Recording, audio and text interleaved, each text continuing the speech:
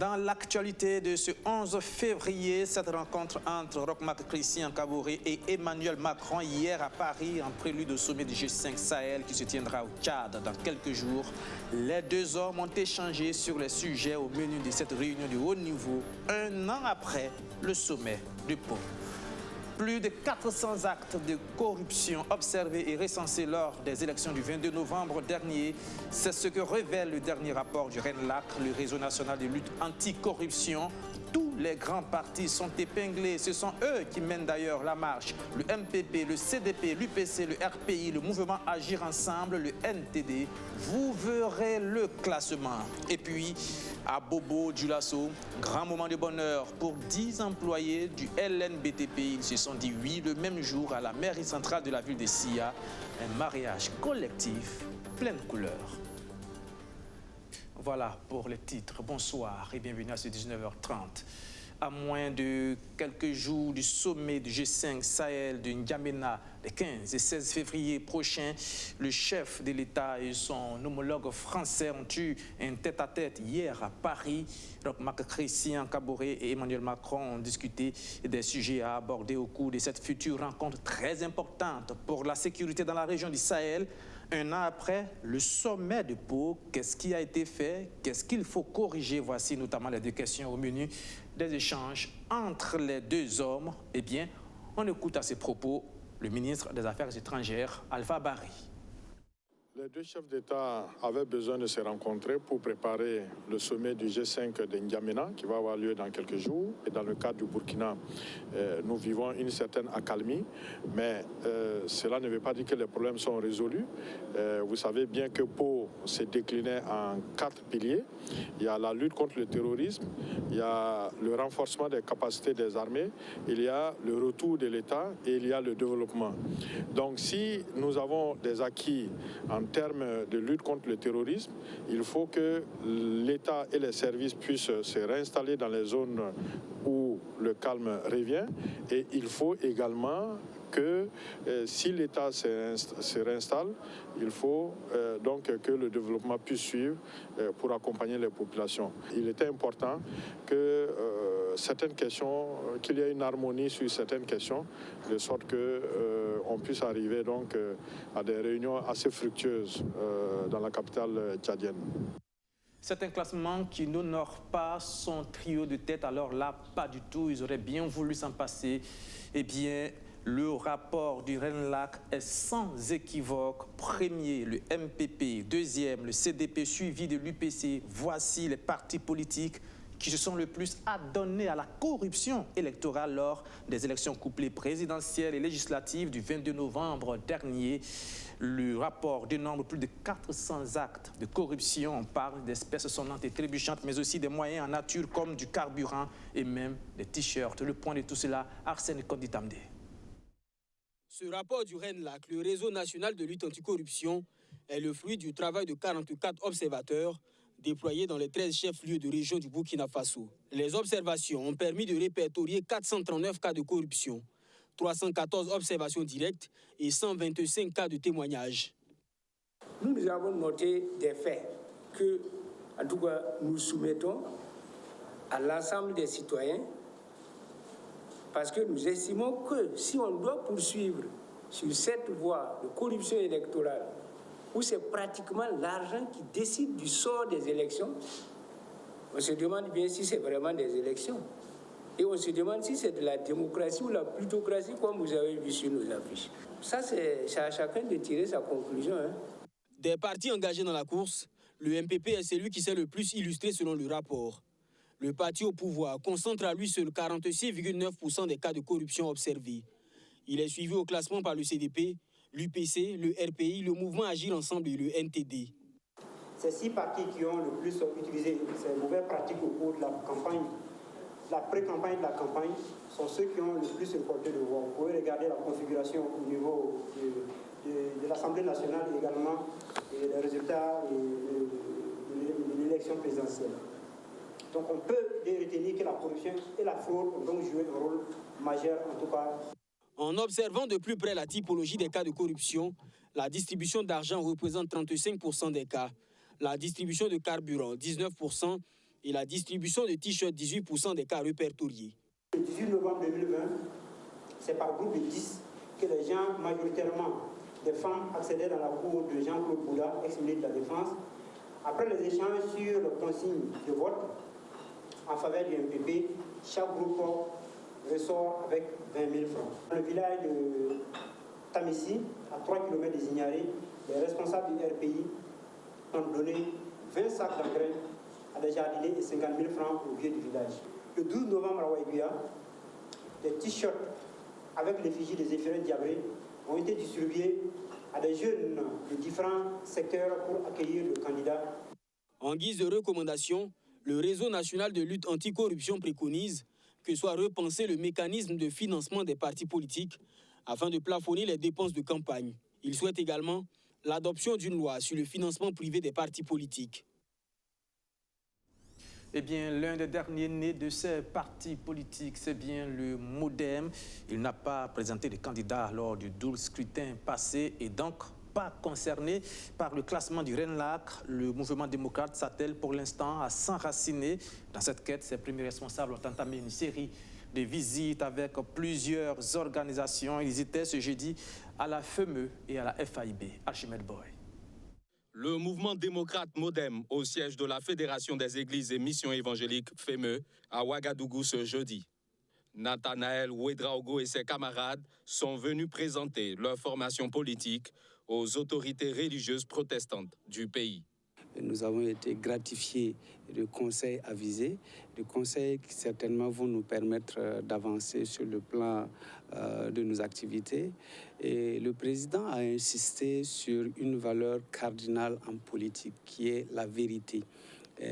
L'éthique, la morale en politique doit exister.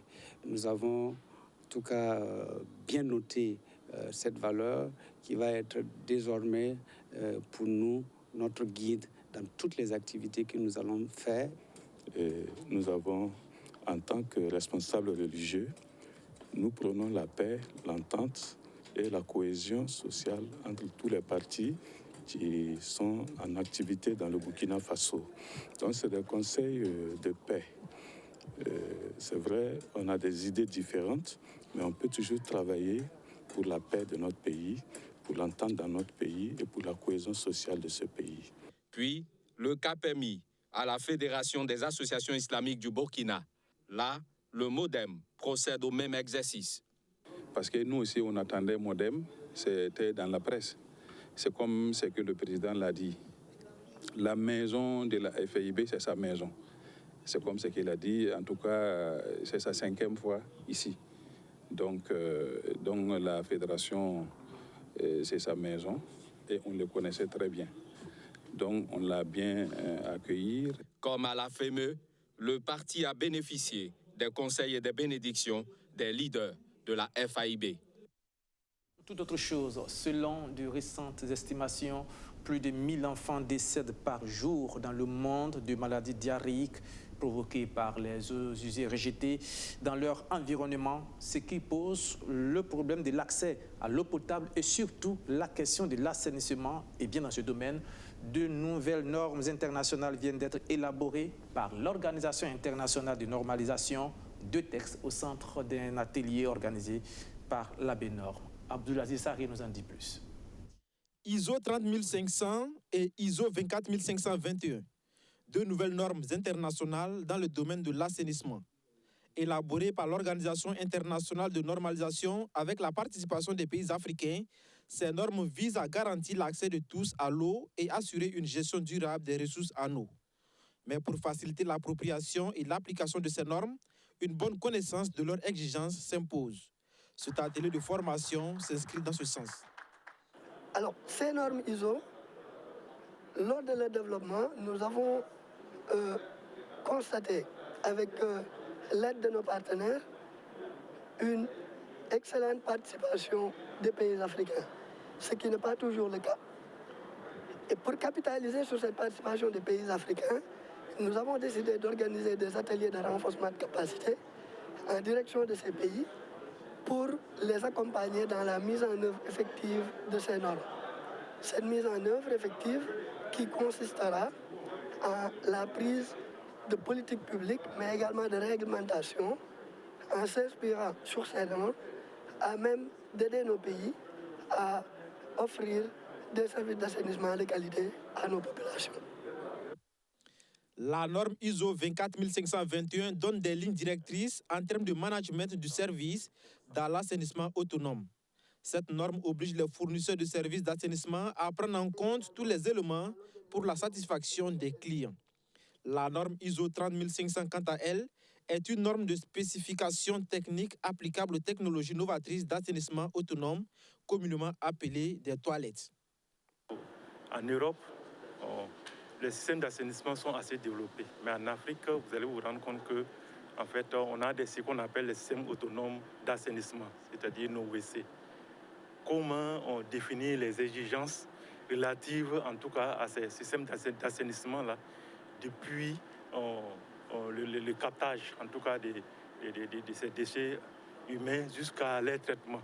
Donc, je crois qu'aujourd'hui, pendant ces 2 jours-là, les spécialistes seront formés sur comment, en tout cas, ils peuvent mettre en œuvre de bons systèmes dans ce domaine-là. Cette formation est pilotée par l'Agence sénégalaise de normalisation en collaboration avec l'organisme américain de normalisation et le réseau normalisation et francophonie. Avant le Burkina Faso, ce sont les experts en assainissement du Togo et du Congo-Brazzaville qui ont été formés sur les exigences de ces nouvelles normes. À présent, cette question, comment assurer la qualité des médicaments pharmaceutiques qui entrent sur le marché burkinabé? C'est sur ce sujet que s'est penché un projet piloté par le ministère de la Santé et plusieurs associations financées par l'USAID. De quoi s'agit-il exactement? Les explications avec Justin Amonto. Cela a permis au laboratoire. Des produits pharmaceutiques au cœur des préoccupations des acteurs de la santé. Améliorer la gouvernance des systèmes d'assurance qualité des produits médicaux est l'objectif du projet Promoting the Quality Medicines Plus, PQM+. Officiellement lancé ce 8 février, le programme est financé par l'Agence américaine pour le développement international, USAID. Elle se fera avec la collaboration étroite avec toutes les entités du ministère de la Santé. Ils vont définir en tout cas les dispositifs de mise en œuvre. Et PQM+, qui est en fait notre bras technique, va les appuyer dans cela. Donc c'est essentiellement sous cette forme-là que le travail se fera. C'est un projet qui avec l'appui de l'USAID, permettrait de pouvoir appuyer nos 2 agences qui sont l'Agence nationale de régulation pharmaceutique, mais également l'Autorité nationale de santé publique, afin qu'ils puissent accompagner la qualité et l'assurance qualité des produits pharmaceutiques, mais également des médicaments qui sont mis sur le marché de Burkina Faso, afin que nous puissions remettre aux populations des médicaments de qualité qui pourront contribuer énormément à l'amélioration de leur santé. Prévu pour une durée de 5 ans, les activités du projet vont se mener sur l'ensemble du territoire national. Et ce, en collaboration avec l'Agence nationale de régulation pharmaceutique, ANRP, et le Laboratoire national de santé publique, LNSP. Le but est de renforcer les systèmes de surveillance post-commercialisation des médicaments, surtout ceux utilisés dans la lutte contre le paludisme. Nous estimons qu'il est extrêmement important, si jamais justement on est carrément focalisé sur la diminution du fardeau du paludisme, notamment qui est en fait le prétexte ici pour appuyer l'ensemble du système. Il faut nécessairement que le pays puisse disposer des médicaments de qualité. Parce que vous savez très bien que pour diminuer la mortalité du palud, il faut nécessairement avoir des médicaments qui sont efficaces et qui permettent de guérir le malade. Et pour assurer cela, il nous faut un dispositif au niveau national qui est en mesure de vérifier les médicaments qui arrivent au pays et de s'assurer que ces médicaments qui sont au niveau des points de prestation sont des médicaments de qualité. Ce mécanisme mondial PQM+, est mis en œuvre dans 14 pays à faible revenu et intermédiaire. L'apport des États-Unis pour accompagner ce projet est estimé à $685 000 US, soit près de 373 millions de francs CFA. Santé toujours, et là on parle d'infrastructure et d'action de solidarité. Celle du Mogonaba Baongo envers les populations de la commune de Kwamtenga. C'est une ambulance que ce chef coutumier a offert au centre médical EFATA de cette commune rurale, de quoi étoffer l'offre infrastructurelle sanitaire de la localité. Justin Amonto. Voici le don du Mogonaba Baongo pour secourir les malades de la commune de Kwamtenga. Cette ambulance appartient désormais au centre médical EFATA situé dans la province du Bolgo, région du centre-est. Ce 9 février, le Lalé Naba remet officiellement les clés de ce véhicule indispensable pour sauver des vies au ministre de la Santé qui les remet à son tour au gouverneur de la région. Dans pas mal de domaines, le Moro Naba, en tout cas la concorde sociale, le Moro Naba apporte sa contribution. Et je suis fier que m'ayant instruit de trouver une ambulance au centre médical EFATA à Komtuega. On a pu le trouver en moins d'un mois. Et encore, c'est encore plus important pour moi que la première visite du ministre de la Santé en région coïncide avec cette donation. Nous invitons toutes les bonnes volontés à accompagner le ministère de la Santé pour renforcer les capacités du ministère de la Santé afin que nous puissions ensemble travailler pour l'amélioration de la santé des populations. Ce centre médical EFATA, bénéficiaire du don, est une initiative de l'association Lumen Gentium qui signifie Lumière des Hommes. Le centre dispose de laboratoires, d'un dispensaire, d'une maternité et désormais d'une ambulance. Après l'équipement, nous avions besoin d'une ambulance parce que ça limitait nos moyens d'action. Quand un malade vient et que nous n'avons pas les capacités pour prendre en charge, c'est une obligation selon la loi de référer le malade à un niveau supérieur. Le besoin était vraiment éminent parce qu'on s'est débrouillé avec les CHPS qui étaient à côté. Bon, ce n'était pas évident d'en trouver tous les jours les ambulances pour les évacuations. Maintenant qu'on a celle-là à notre disposition, je pense que ça va beaucoup nous aider. Inauguré en janvier 2020 dernier, le centre contribue déjà à la prise en charge des malades de Komtuega. Un projet estimé à plus de 60 millions de francs CFA, initié par un groupe de Burkinabés. Je suis le premier chauffeur de l'ambulance. Hors de nos frontières maintenant, au Panama, la route pour ce qui est considéré comme l'Eldorado américain n'est pas toujours sans danger. Plusieurs migrants, dont des Africains, se sont parfois retrouvés dans des situations assez périlleuses, comme nous le racontent certains d'entre eux. Regardez. Ils sont haïtiens, indiens et africains. Environ 700 migrants vivent dans ce camp à Darien Gap, près de la frontière entre le Panama et la Colombie. Leur objectif, rallier le Canada ou les États-Unis. Le blocus colombien a pris fin vendredi, place aux prochaines étapes du voyage vers leur terre promise supposée. Mais l'arrivée dans ce camp n'a pas été une partie de plaisir. Le voyage vers le Darien Gap a été une grande expérience que j'aimerais plus jamais vivre dans ma vie. Vous comprenez? Je ne suis pas avec ma famille, mais je suis avec des amis. Mais nous n'avons pas eu la vie facile. Ce n'est pas facile, c'est un voyage entre la vie et la mort.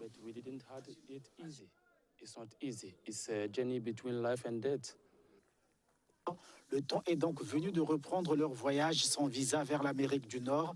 Ces migrants doivent maintenant surmonter la jungle hostile qui les sépare du Panama. L'incertitude continue pour ces candidats au départ vers l'Amérique du Nord.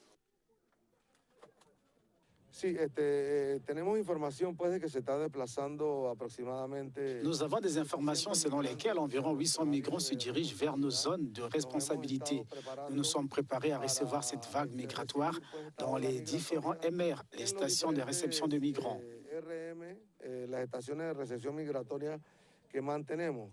Avant l'urgence sanitaire, les autorités panaméennes interceptaient entre 1500 et 2000 personnes par mois dans la jungle du Darien. Ce nombre est tombé désormais entre 400 à 100 personnes par mois, selon les chiffres officiels. On revient au Burkina avec un peu de bonne humeur et d'optimisme pour terminer. La vie est aussi faite de moments de joie et d'allégresse, des moments qu'ont vécu 10 couples à Bobo-Dioulasso. Ils se sont mariés à la mairie centrale de la ville le même jour. Et tenez-vous bien, tous ces mariés ont une chose en commun. L'époux ou l'épouse de chaque couple est employé du LNBTP, le Laboratoire national du bâtiment et des travaux publics. C'est un véritable mariage collectif, plein de couleurs. Kader Kondo, surtout Justin Dabiré. Oui. 10 couples se sont dit oui pour la vie au cours d'une grande cérémonie de mariage célébrée à la mairie centrale de Bobo-Dioulasso. Ce mariage collectif est une initiative de la direction régionale du Laboratoire national du bâtiment et des travaux publics LMBTP qui a voulu à travers cet événement renforcer les liens dans les familles de ses employés afin d'accroître leur contribution au sein du LMBTP. Ces agents qui se donnent jour et nuit pour le LNBTP. Ces agents qui se donnent jour et nuit pour la qualité des infrastructures au niveau du Burkina Faso. Quand ils se retrouvent sur les chantiers, c'est leurs familles, c'est leurs femmes qui sont chargées, en tout cas, d'assurer, j'allais dire, d'assurer la gestion de la famille. Et donc, c'était normal qu'on puisse aider ces familles-là à renforcer leurs liens, d'abord au niveau du couple, mais nous savons aussi qu'en renforçant leurs liens au niveau du couple à travers ce mariage-là, nous renforçons aussi leur contribution quelque part. C'est vrai qu'au début, ça n'a pas été tout à fait facile, mais comme toute chose, comme dans toute organisation, mais à la fin, vraiment, nous sommes contents parce qu'on s'est rendu compte que tout s'est bien passé et vraiment, nous remercions l'ensemble du personnel. L'initiative est appréciée par les 10 mariés du LMBTB qui saluent l'idée du mariage collectif organisé par leur premier responsable. Nous, mariés, on ne fait que remercier la direction générale, plus particulièrement le directeur général qui vraiment a effectué le déplacement. Et vraiment, c'est un événement de taille pour nous et c'est une première au laboratoire national. Et nous demandons que ça ne va pas s'arrêter ici. Et ça va toujours continuer. Nous allons toujours continuer à célébrer des mariages. Le mariage collectif est très important. C'est aujourd'hui que nous avons vu et nous avons compris que le mariage collectif est très important qu'individuel. C'est la communication et la communication. Voilà. Et je voudrais dire surtout aux époux, si les agents qu'ils sont, s'ils s'occupent bien de leurs épouses à la maison, je crois que le couple s'en porterait mieux. À la fin de la célébration du mariage, les 10 couples et leurs invités se sont retrouvés dans l'enceinte de la direction régionale du Laboratoire national du bâtiment et des travaux publics pour une cérémonie festive. Voilà, et c'est sur ces images de bonne humeur et d'optimisme que prend fin ce journal. Merci de l'avoir suivi. Merci encore une fois, je ne cesse de le répéter, de votre fidélité renouvelée. Demain donc, rendez-vous ici même sur BFM 19h30. Bonsoir, au revoir.